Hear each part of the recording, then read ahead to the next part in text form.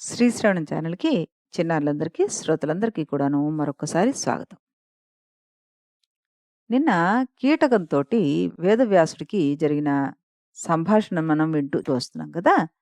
మరి అందులో ఆ కీటకం అడిగిన ప్రశ్నకి సమాధానంగా ఈయన ఏం చెప్తున్నారు అంటే, ఇంకా ఏ సత్కర్మల వల్ల మంచి జన్మ లభిస్తుంది అని అది అడిగింది కాబట్టి, దానికి సమాధానం ఏం చెప్తున్నారు ఈయన? "ఓ కీటకమా! ప్రత్యేకించి నీకిప్పుడు చెప్పవలసిందేముంది చెప్పు? దుష్కర్మలు ఆచరించినందువల్ల పురుగు పుట్టుక సంప్రాప్తించిందని నువ్వే గ్రహించుకున్నావు. ఇదే విధంగా సత్కర్మాచరణ వల్ల పూర్వజన్మ సంస్కృతి కలిగిందని గ్రహించుకున్నావు. ఇది ఆకలించుకున్నందువల్లే నీతో సంభాషణకు నేను ఉపక్రమించాను అన్న విషయాన్ని నువ్వు తెలుసుకో. ఇక నా అపార తపశ్శక్తి మహిమ వల్ల భవదీయ కీటకత్వాన్ని నేను తొలగిస్తాను. ఈ విషయమై నువ్వు ఏమాత్రం దుఃఖించవలసిన అవసరం లేదు. తపోబలం కన్నా మరి మహనీయమైనది ఏదీ లేదు. క్రమక్రమంగా మానవ జన్మ స్వీకరించి పుణ్యకర్మలు ఆచరించాలని సంకల్పించుకున్నావు నువ్వు. ఇది నీకు ఎంతో శుభదాయకం. కర్మభూమిలో ఆచరించిన పుణ్య పాప కృత్యాల వల్లనే మానవులకు ఉత్తమ, అధమ జన్మలైన దేవతల, కీటకత్వాదులు సంప్రాప్తిస్తున్నాయి. అటువంటి సుకృత విశేషం వల్లే నీకు పూర్వజన్మ శృతితో పాటు ఈ ఈ సందర్శన భాగ్యం కూడా సంప్రాప్తించింది. నీకిక అనతి కాలంలోనే సమున్నత స్థితి, నీచ శూద్ర వైశ్య క్షత్రియ బ్రాహ్మణ జన్మల ఉత్తర కాలంలో సంప్రాప్తించగలవు అంటూ చెప్పి, వాటిని నువ్వు వెనకటి జన్మల గురించి తెలుసుకొని ధర్మ మార్గంలో సంచరింపగలవు అన్నట్ట. ఆ తర్వాత హితవు ఉపదేశించిన ఆయనే తన క్రిగంటి చూపుని ఆ కీటకం పైన ప్రసారింపజేసి శుభం భూయాత్ అంటూ ఆశీర్వదించట. ఆ సమయంలో లోకంలో గల ప్రాణులన్నీ ఆ మహాత్ముని భూతదయకు సంతోషించి వేదవ్యాసుని కీర్తించాట. ఆ కీటకము భక్తితోటి ఆ మునిని పాదపద్మాలపై శిరస్సు ఉంచి నమస్కరించింది. వేదవ్యాసుడు ఆ కీటకాన్ని అనుగ్రహించి అదృశ్యమయ్యాడు. ఆ పురుగు ఆ తర్వాత ఉత్తర ఉత్తర జన్మల్లో వేదవ్యాసుని మాటలను శిరసావహించి అనేక పుణ్యకర్మలు ఆచరించి భూపాలకుడయ్యాట.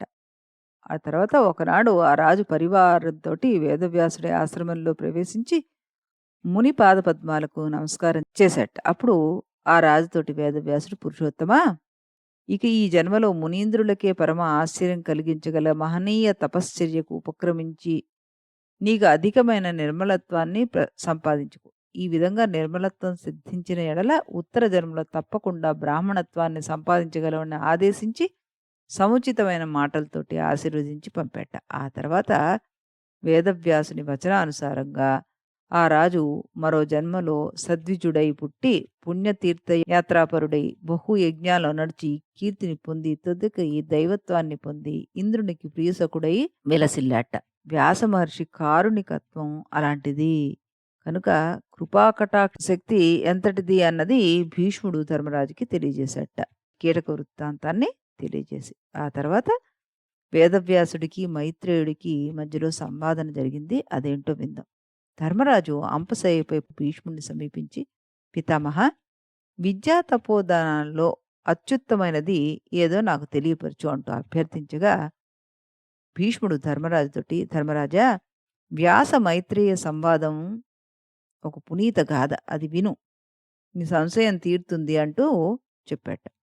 శ్రద్ధతో విను అని పలికి, ధర్మరాజా, వ్యాస మహర్షి ఒకప్పుడు వారణాసి నగరానికి వెళ్ళి మైత్రేయ మహర్షిని సందర్శించాడు. ఆ మహనీయ తపస్శాలి వ్యాస మహర్షిని చూడగానే భక్తితోటి ఎదురుగా వెళ్ళి అర్ఘ్యపాద్యాలిచ్చి పంచభక్ష పరమాన్నాలతోటి సంతృప్తి కలిగించాడు. ఆ తర్వాత వేదవ్యాసుని చూసి, మహాత్మా, మీ ముఖభంగిమలో ఇంతటి అపూర్వ వికాసానికి ఏమిటి కారణం అంటూ నాకు చెప్పాలి మీరు అంటూ అభ్యర్థించట. ఆ మాటలు విన్న వ్యాసుల వారు నవ్వుతూ అతని సందేహాన్ని నివారించాడు. మైత్రేయ, తపశ్చర్య, వేదాధ్యయనము ఆదిగా గల ధర్మాలన్నిట్లో దానం శ్రేష్టమని ధర్మజ్ఞులు ఉపదేశిస్తున్నారు. వితరణానికి ఉచితమైన వస్తువులన్నిట్లో అన్నం ప్రశస్తం. అది ప్రాణాధారం గనుక దానికి అట్టి ఉత్తమత ఏర్పడింది. తపస్సు మనస్సులో గల కల్మషాలన్నిటినీ నిశ్శేషంగా నిర్మూలిస్తుంది. అయితే విజ్ఞాన స్వరూపమైన విద్య దానికి అపూర్వమైన ఆధిక్యాన్ని కలిగిస్తుంది. అదీగాక విజ్ఞాన దీపం వల్ల పరమేశ్వరుని సాక్షాత్కారం లభ్యమిస్తుంది. కనుక తపోధనం కన్నా విద్యాదానమే ఒకింత అత్యధికమని ఆర్యుల సూక్తి అంటూ ఆయనతో చెప్పారట. ఆ తర్వాత అశ్వమేధ పర్వంలో వేదవ్యాసుడు అశ్వమేధ యాగం చేయమని ధర్మరాజును ప్రోత్సహించాడు. అదేంటో విందాం మనం.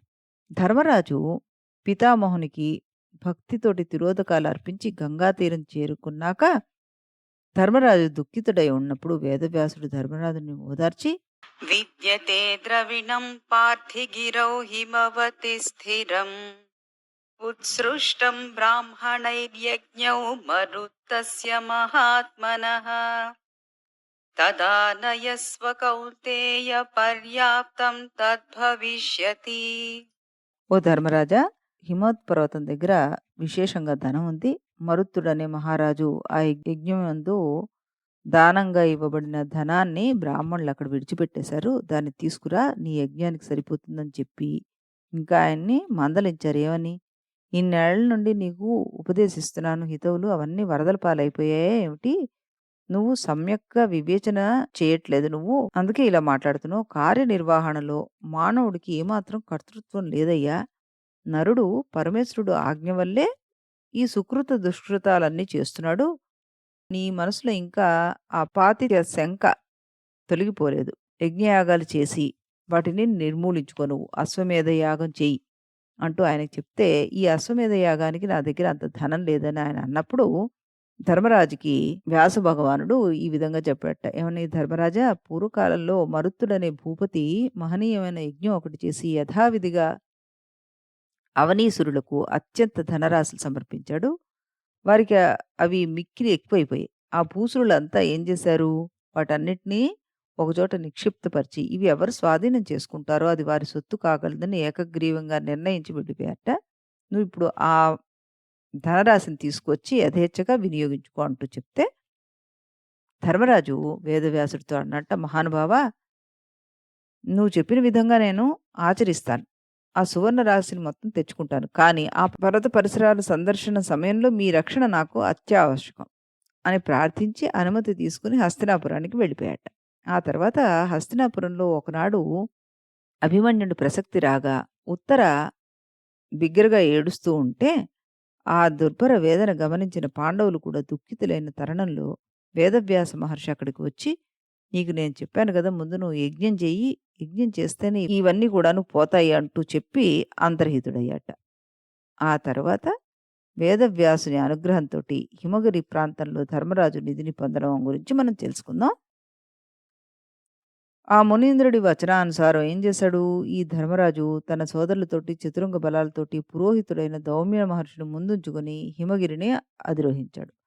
వ్యాసులు వారు అక్కడ ప్రత్యక్షమయ్యారప్పుడు. మహాత్మా, అనంతర కర్తవ్యం ఏమిటో ఆజ్ఞాపించండి అంటూ అడిగట.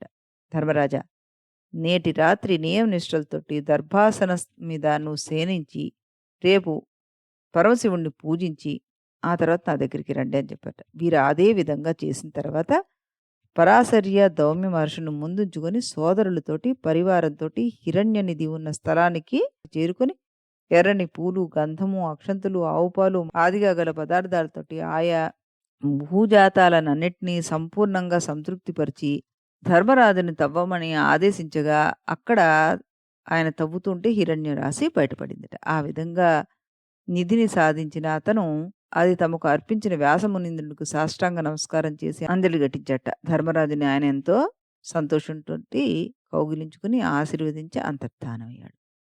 ఈ రకంగా వేదవ్యాసుడు మనకి అనేక మార్లు అనేక సందర్భాల్లో కనిపించాడు. ఆ తర్వాత ఆయన ఇంక మళ్ళీ అశ్వమేధ యాగం చేస్తున్నప్పుడు కనబడ్డారు. ఆ విషయాలు రేపు తెలుసుకుందాం మనం. అంతవరకు సెలవు.